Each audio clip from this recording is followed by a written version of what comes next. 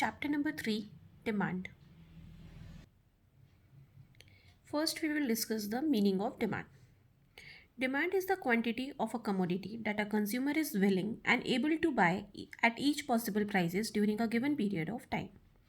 Demand का मतलब क्या होता है? एक पर्टिकुलर क्वांटिटी एक कमोडिटी की जो कंज्यूमर विलिंग है, मतलब उसकी इच्छा है उस प्रोडक्ट को खरीदने की, और साथ ही साथ वो एबल भी है उसको बाय करने के लिए, फाइनेंशियली वो कैपेबल है उसको बाय करने के लिए at a each possible prices, मतलब जो भी मार्केट में प्राइस चल रही है उस प्रोडक्ट की given particular period of time में. Basically on the basis of this definition हम डिमांड के 4 एसेंशियल एलिमेंट्स हाईलाइट कर सकते हैं. दैट इज़, सबसे पहले डिमांड में एक पर्टिकुलर क्वांटिटी की बात होती है. क्वांटिटी क्लियर होनी चाहिए तभी हम डिमांड को स्टडी कर पाएंगे. Second thing is willingness to buy. Consumer की खुद की इच्छा होनी चाहिए उस पर्टिकुलर प्रोडक्ट को खरीदने की. विलिंगनेस के साथ उसका एबल होना भी उतना ही ज़रूरी है. सिर्फ अगर हम विलिंगनेस है हमारे पास इस पर्टिकुलर प्रोडक्ट को खरीदने की, लेकिन हम उसको एबल नहीं है अभी उसको खरीदने के लिए, इन दैट केस हम अपनी विलिंगनेस को डिमांड में कन्वर्ट नहीं कर पाएंगे. दैट्स वाई विलिंगनेस के साथ साथ फाइनेंशियली कैपेबल होना या एबल टू बाय होना ज़रूरी है. Next important element is price of the commodity. जब भी डिमांड की बात होगी तो बेसिकली प्रोडक्ट की एक पर्टिकुलर प्राइस के अकॉर्डिंग होगी and at a particular period of time. एक पीरियड ऑफ टाइम के अकॉर्डिंग ही हम डिमांड को स्टडी करेंगे. बेसिकली डिमांड को दो एस्पेक्ट्स में हम देख सकते हैं, that is individual demand and market demand. जब हम किसी एक इंडिविजुअल कंज्यूमर या कस्टमर की डिमांड की बात करते हैं तो बेसिकली हम इंडिविजुअल डिमांड की बात कर रहे हैं. और जब हम सारे कंज्यूमर्स की डिमांड एक साथ समअप करके स्टडी करते हैं तो हम उसे मार्केट डिमांड बोलते हैं. Now we will discuss the determinants of demand और determinants of individual demand. Basically अभी हम ये डिस्कस करेंगे कि इंडिविजुअल डिमांड इंक्रीज या डिक्रीज किन रीजंस की वजह से होती है. ऐसे कौन कौन से फैक्टर्स हैं जो डिमांड को इफेक्ट करते हैं. ये जितने भी डिटर्मिनेंट्स हैं इनको बेसिकली हम दो पार्ट में कैटेगराइज कर रहे हैं. सबसे पहला इंपॉर्टेंट फैक्टर है डिमांड को जो इफेक्ट करता है वो होता है प्रोडक्ट की खुद की प्राइस. और उसके अलावा जितने भी हमारी डिटर्मिनेंट्स हैं आगे के, उनको हम क्या बोलेंगे? अदर फैक्टर्स या factors other than price. This one. सबसे पहले बात करते हैं फर्स्ट पॉइंट की, that is price of a given commodity. मतलब जिस प्रोडक्ट की डिमांड की बात हो रही है, जब उसकी खुद की प्राइस में कोई चेंज आता है तो उसकी वजह से क्या डिमांड में इफेक्ट पड़ता है उसकी बात करते हैं. जब भी प्रोडक्ट की डिमांड में चेंज आता है ड्यू टू इट्स प्राइस, तो उसको हम क्या बोलेंगे? It's a price effect on the demand. Basically जो प्राइस का और क्वांटिटी डिमांड का जो रिलेशनशिप होता है वो इन्वर्स रिलेशन होता है. मतलब अगर प्रोडक्ट की प्राइस इंक्रीज होती है तो डिमांड उसकी क्या हो जाती है? डिक्रीज. क्योंकि प्रोडक्ट महंगा हो जाता है तो कई लोग उसको परचेज नहीं कर पाते हैं या नहीं करना चाहते हैं. इन दैट केस उसकी डिमांड क्या होगी? फॉल. और जब भी प्राइस डिक्रीज होगी तो ऑटोमेटिकली ज़्यादा लोगों के रीच में हो जाएगा वो प्रोडक्ट, तो उसकी डिमांड क्या हो जाएगी? इंक्रीज. तो therefore we can say that कि जो प्रोडक्ट की खुद की प्राइस है और उस प्रोडक्ट की क्वांटिटी डिमांडेड है, उन दोनों के बीच का रिलेशन कैसा होता है? इनवर्स. एक इंपॉर्टेंट फैक्टर जो यहाँ पे हमको ध्यान में रखना है कि जब भी प्रोडक्ट की खुद की प्राइस की वजह से डिमांड को हम स्टडी करेंगे और डिमांड में कोई भी चेंज आएगा तो हम डिमांड के साथ में ये क्वांटिटी वर्ड को ज़रूरी यूज़ करना है. सिर्फ हम ये नहीं बोल सकते कि प्राइस चेंज हुई तो डिमांड चेंज हुई. क्वांटिटी डिमांडेड यहाँ पे एक इंपॉर्टेंट वर्ड है. ये ऐसा क्यों है ये अभी हम आगे डिस्कस करेंगे. नाउ अब बात करते हैं फैक्टर्स अदर देन प्राइस. मतलब प्रोडक्ट की खुद की प्राइस के अलावा बाकी और कौन से फैक्टर्स हैं जो डिमांड को इफेक्ट कर सकते हैं. सबसे पहला पॉइंट है प्राइस ऑफ रिलेटेड गुड्स. मतलब जो गुड्स एक दूसरे से किसी ना किसी तरीके से रिलेटेड हैं, अगर उनकी प्राइस में कोई चेंज आता है तो क्या हमारे प्रोडक्ट की डिमांड में चेंज आएगा. सबसे पहला हम रिलेशन जस्टिफाई कर सकते हैं प्रोडक्ट्स के बीच में on the basis of substitute. कई प्रोडक्ट एक दूसरे के सब्सटीट्यूट होते हैं, एक दूसरे की जगह यूज़ में आ सकते हैं. लाइक टी एंड कॉफ़ी, ये एक दूसरे के सब्सटीट्यूट है. हम कॉफ़ी की जगह टी भी ले सकते हैं, टी की जगह कॉफ़ी को भी प्रेफर कर सकते हैं. से फॉर एग्जांपल अगर आपके स्कूल की कैंटीन में टी की प्राइसेस अचानक से इंक्रीज़ हो जाती है, कॉफ़ी की प्राइस में कोई चेंज नहीं आया है, टी की प्राइस क्या हो गई है? इंक्रीज़. तो ऑटोमेटिकली कॉफ़ी की डिमांड क्या होगी? इंक्रीज़ हो जाएगी. क्यों? क्योंकि उसका सब्सटीट्यूट क्या है? वो महंगा हो गया है. तो कई लोग टी से कॉफ़ी पे शिफ्ट हो जाएंगे. तो कॉफ़ी की प्राइस में हालांकि कोई चेंज नहीं आया, लेकिन फिर भी कॉफ़ी की डिमांड क्या होगी? इंक्रीज़ हो जाएगी. क्यों? क्योंकि उसका सब्सटीट्यूट क्या हो गया है? महंगा. सिमिलरली अगर टी की प्राइस रिड्यूस हो जाए तो नो डाउट कॉफ़ी की प्राइस में कोई भी चेंज नहीं आया, लेकिन स्टिल सेम प्राइस पे भी कॉफ़ी की डिमांड ऑटोमेटिकली क्या हो जाएगी, रिड्यूस। क्यों? क्योंकि उसका सब्स्टिट्यूट क्या हो गया है, सस्ता, चीपर हो गया है। तो ज़्यादा लोग टी प्रेफर करने लगेंगे, उसकी वजह से लोग कॉफ़ी से टी पे शिफ्ट होंगे, तो कॉफ़ी की डिमांड क्या हो जाएगी, रिड्यूस हो जाएगी। नेक्स्ट पॉइंट है हमारा complementary goods. Complementary goods basically ऐसे गुड्स होते हैं जो एक दूसरे के साथ में काम में आते हैं। बेसिकली जब एक पर्टिकुलर वांट को सेटिस्फाई करने के लिए कई प्रोडक्ट्स को जब हम कॉम्बिनेशन में एक साथ यूज़ करते हैं, तो हम क्या बोलते हैं उनको, they are the complementary goods. Like bread and butter are complementary to each other. Bread के साथ बटर या बटर के साथ ब्रेड यूज़ में आता है। इन दैट केस अगर बटर की प्राइस इंक्रीज होती है, तो नो डाउट ब्रेड की प्राइस में कोई भी चेंज नहीं आया है, लेकिन फिर भी उसका जो कॉम्प्लीमेंट्री प्रोडक्ट है वो महंगा हो गया है, तो ऑटोमेटिकली ब्रेड की डिमांड क्या होगी, रिड्यूस हो जाएगी। बिकॉज ये दोनों साथ में यूज़ में आने वाले प्रोडक्ट हैं। तो जब लोग बटर को ही परचेज़ नहीं करेंगे, तो उसकी जगह उसके साथ में जो काम में चीज़ आती है उसकी भी डिमांड वो क्या कर देंगे, पहले से कंपेरेटिवली कम। सिमिलरली अगर बटर सस्ता हो जाता है, बटर की प्राइस रिड्यूस हो जाती है, तो नो डाउट ब्रेड की प्राइस में कोई चेंज नहीं आया है, बट स्टिल ब्रेड की डिमांड क्या होगी, इंक्रीज हो जाएगी, क्योंकि उसका जो कॉम्प्लीमेंट्री प्रोडक्ट है वो क्या हो गया है, सस्ता। तो अब जब कॉम्प्लीमेंट्री प्रोडक्ट लोग परचेज करेंगे, तो ऑटोमेटिकली उसके साथ का जो प्रोडक्ट है, जो उसके साथ में यूज़ में आने वाला है, उसकी डिमांड भी क्या होगी, इंक्रीज होगी। Now next point is income of the consumer. Consumer की इनकम में जब चेंज आता है, तो उसकी वजह से भी प्रोडक्ट्स की डिमांड में चेंज आता है। बेसिकली इनकम का जो इफेक्ट है वो हम स्टडी करेंगे on the basis of the nature of the commodity. Commodities दो नेचर की होती हैं, दैट इज़ नॉर्मल गुड और इन्फीरियर गुड। ये जो नॉर्मल और इन्फीरियर का कंसेप्ट है, ये बेसिकली एक रिलेटिव कंसेप्ट है। कोई भी गुड इन्फीरियर या नॉर्मल हमारी सोच के अकॉर्डिंग डिपेंड करता है कि हम उसको नॉर्मल मान रहे हैं या इन्फीरियर मान रहे हैं। सेम प्रोडक्ट एक particular level of income group के लिए नॉर्मल भी हो सकता है, दूसरे के लिए वो चीज़ इन्फीरियर भी हो सकती है। लाइक से फॉर एग्जाम्पल, यहाँ में एग्जाम्पल में दिया हुआ है कि बाजरा एक नॉर्मल कमोडिटी है फॉर अ रिच पर्सन, लेकिन अगर हम लो इनकम ग्रुप को बार बार फोर्स करेंगे कि आप एवरीडे बाजरा कंज्यूम करो, तो ऑटोमेटिकली बिकॉज वो लो क्लास से बिलोंग कर रहा है, तो बाजरा उसके लिए एक तरीके से क्या हो जाएगा, inferior commodity. It is not the consumer but the income level of the consumer which determine whether a good is a normal और इन्फीरियर। दैट्स वाई हम क्या बोल रहे हैं कि कंज्यूमर जो है बेसिकली वो गुड्स को इन्फीरियर और नॉर्मल नहीं बनाता, उसकी इनकम लेवल जो है वो उसकी थिंकिंग को इफेक्ट करती है पर्टिकुलर गुड के लिए, और उसके अकॉर्डिंग वो गुड को नॉर्मल या इन्फीरियर पार्ट में डिवाइड कर देता है। सबसे पहले बात करते हैं नॉर्मल गुड्स की। अगर गिवन कमोडिटी नॉर्मल गुड्स की है, इन दैट केस अगर कंज्यूमर की इनकम इंक्रीज होती है, तो कंज्यूमर उस प्रोडक्ट की डिमांड को और क्या करेगा, इंक्रीज करेगा, बिकॉज वो और ज़्यादा परचेज कर सकता है उसको। वहीं अगर उसकी इनकम डिक्रीज होती है, तो वो परचेज नहीं कर पाएगा, उसकी परचेजिंग पावर रिड्यूस हो जाएगी, तो वो डिमांड भी क्या कर देगा, रिड्यूस। बट इन्फीरियर गुड्स की बात करें अगर, तो यहाँ उल्टा होता है। जब इनकम इंक्रीज होती है, तो बेसिकली अब कंज्यूमर क्या सोचता है कि अब इन्फीरियर गुड्स खरीदने की ज़रूरत नहीं है, अब मैं नॉर्मल गुड्स को खरीद सकता हूँ। इन दैट केस वो इन्फीरियर गुड्स की डिमांड को क्या करेगा, रिड्यूस कर देगा। और वहीं अगर उसकी इनकम डिक्रीज होती है, इन दैट केस अब वो नॉर्मल गुड्स की कैटेगरी से और दूर हो जाएगा, और ज़्यादा उसकी इनकम रिड्यूस हो गई है, वो परचेज नहीं कर सकता normal goods. In that case उसके पास ऑप्शन क्या रहेगा, इन्फीरियर गुड्स का ही। तो बेसिकली वो किसकी डिमांड इंक्रीज करेगा, इन्फीरियर गुड्स की।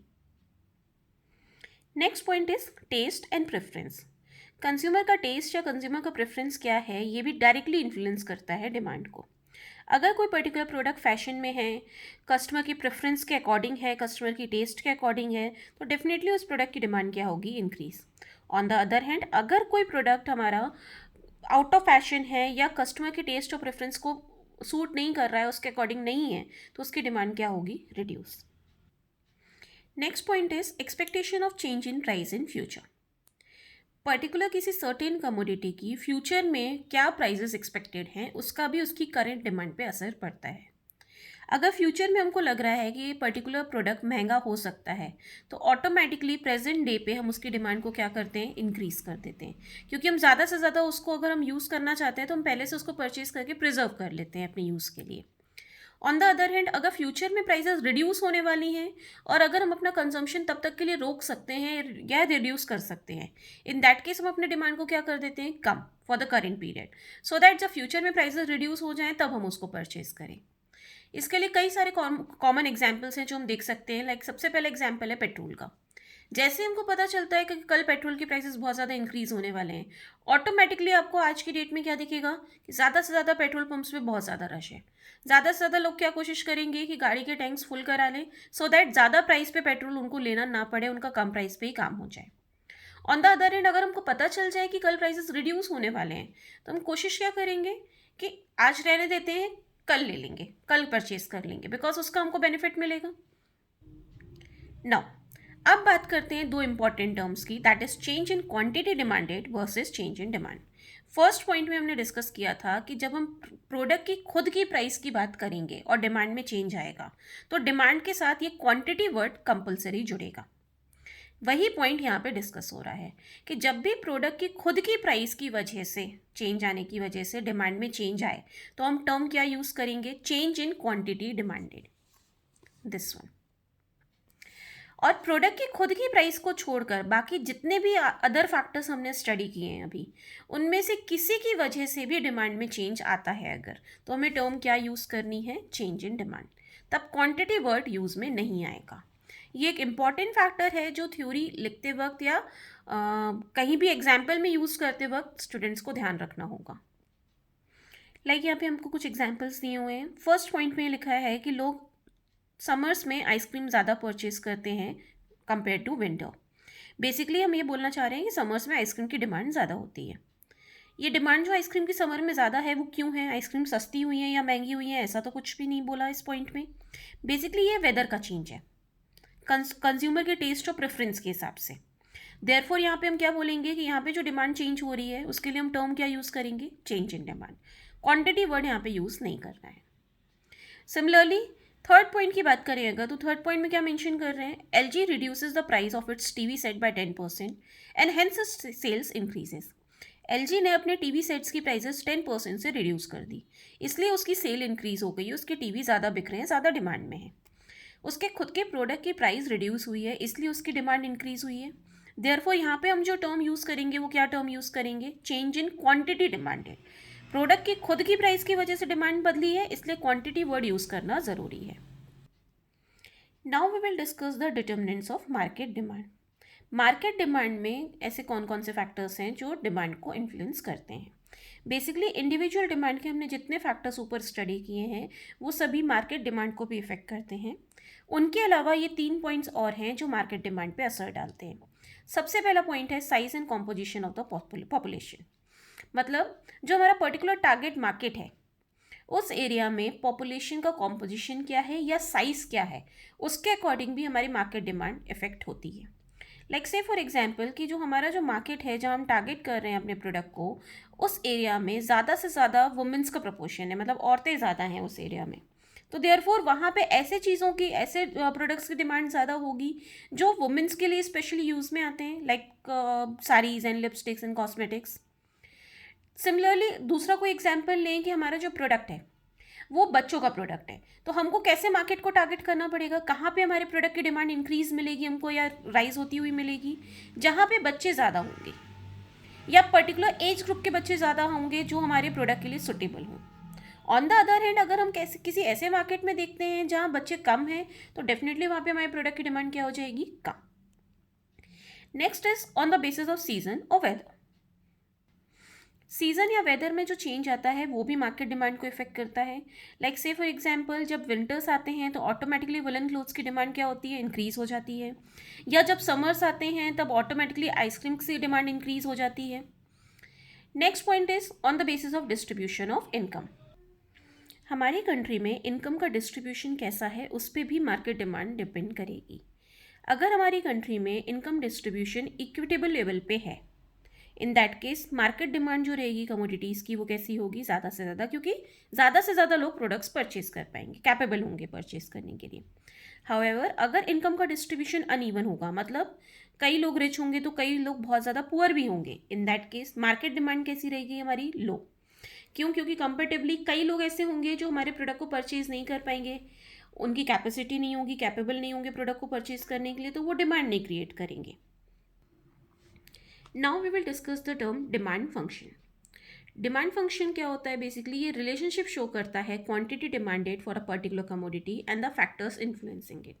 मतलब क्वांटिटी डिमांडेड और उसको जो फैक्टर्स इन्फ्लुएंस कर रहे हैं उनके बीच का जो रिलेशनशिप है उसको हम किससे शो करते हैं, किससे रिप्रेजेंट करते हैं? डिमांड फंक्शन से।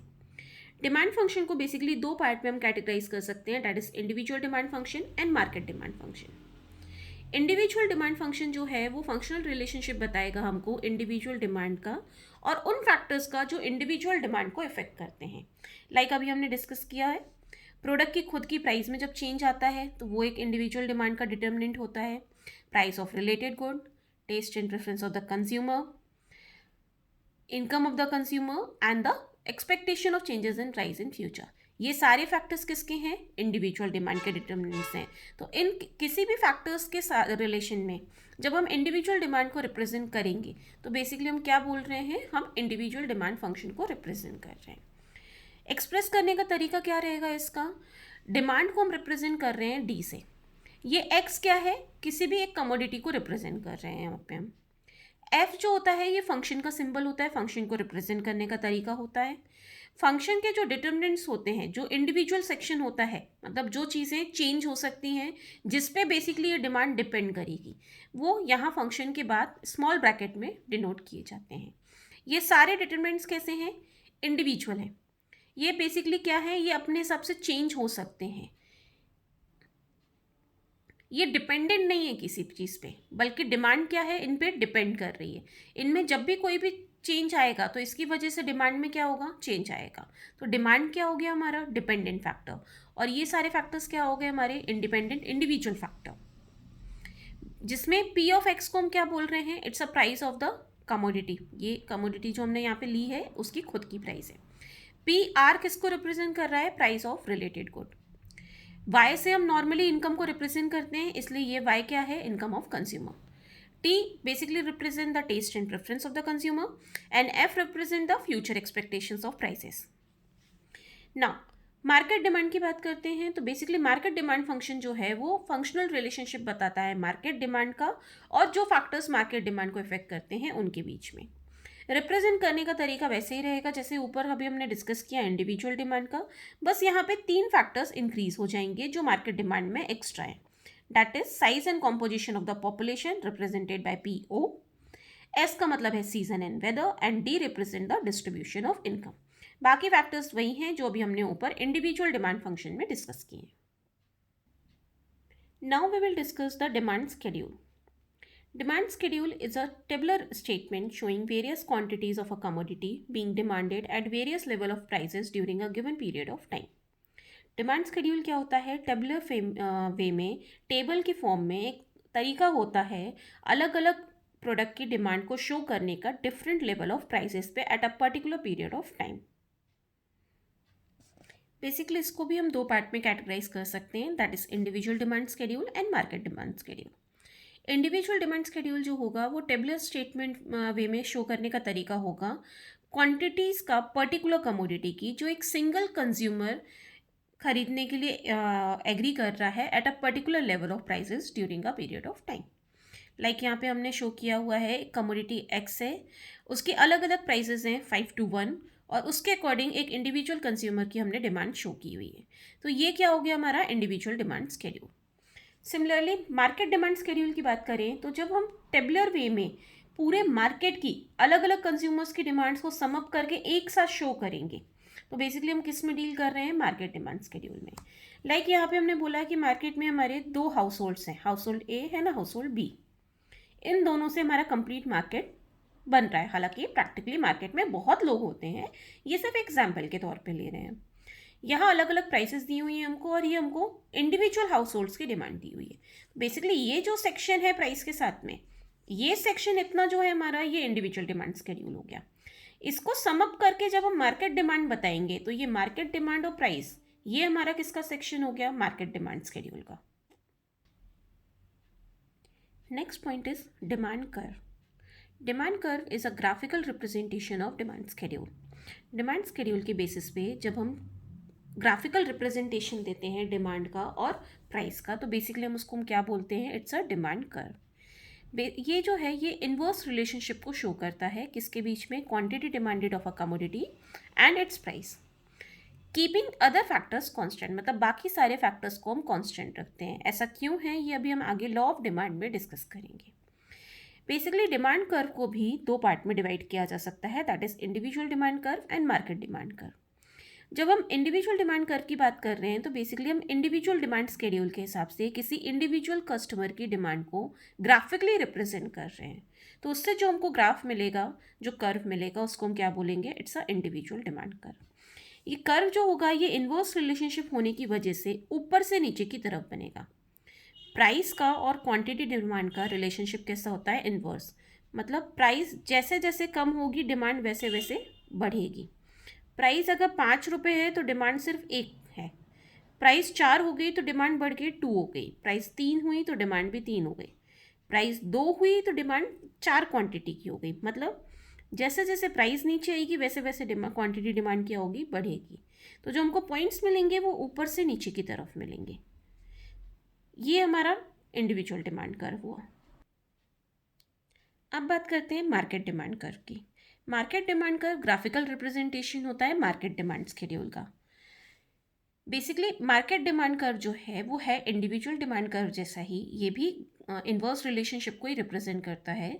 बस मार्केट डिमांड कर्व क्या होता है, इंडिविजुअल डिमांड कर्व की कंपैरिजन में फ्लैटर होता है। क्यों? क्योंकि जब प्राइस के हम छोटे से चेंज की भी बात करते हैं कि प्राइस 5 रुपीज़ से 4 रुपीज़ हुई, हालांकि प्राइस में सिर्फ सिंगल रुपी का चेंज है, इंडिविजुअल डिमांड्स के जो चेंज होंगे वो छोटे छोटे होंगे। लेकिन जब हम उन सारी इंडिविजुअल डिमांड को सम अप करेंगे तो जो हमको मार्केट डिमांड पे असर दिखेगा वो एक बड़ा असर दिखेगा, बड़ा चेंज दिखेगा। दैट्स वाई सेम प्राइस का जो मार्केट डिमांड पे इफेक्ट दिखेगा हमको वो बड़े अमाउंट से दिखेगा, बड़ी क्वांटिटी में दिखेगा। दैट्स वाई डिमांड कर्व हमारा कैसा बनता है, फ्लैटर। कैसा है ये, ज़्यादा लेटा हुआ है, एक्स एक्सिस की तरफ ज़्यादा इंक्लाइंड है।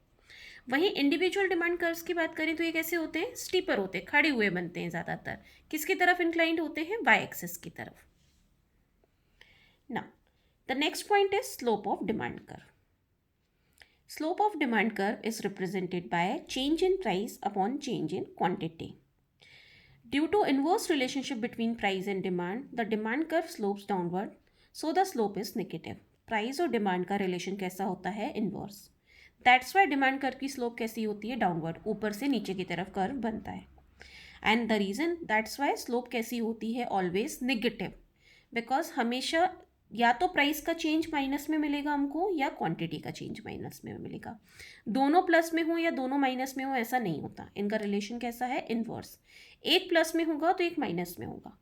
इसकी वजह से आंसर हमेशा स्लोप ऑफ डिमांड कर्व का हमारा कैसा आएगा, नेगेटिव।